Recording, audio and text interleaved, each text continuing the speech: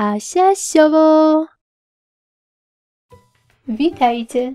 Dziś pokażę Wam, jak zrobić tulipany z piórek. Film nagrałam na prośbę widzów. Szczegółową listę wszystkich potrzebnych przedmiotów znajdziecie w opisie tego filmu. Rurki owijam taśmą florystyczną. Na spodzie pisanki robię otwór.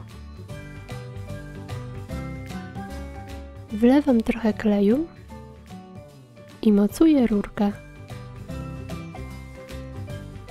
Następnie przyklejam pierwszą warstwę piórek, która zamaskuje jajko.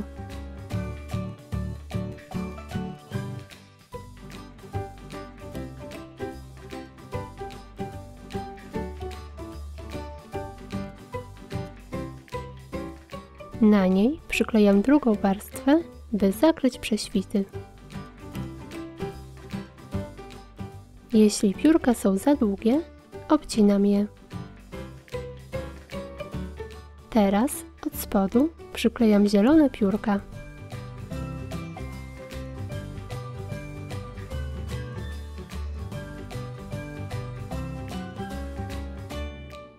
Nadmiar odcinam.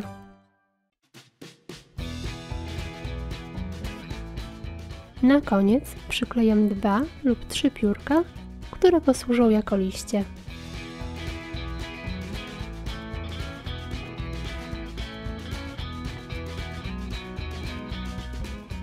I gotowe!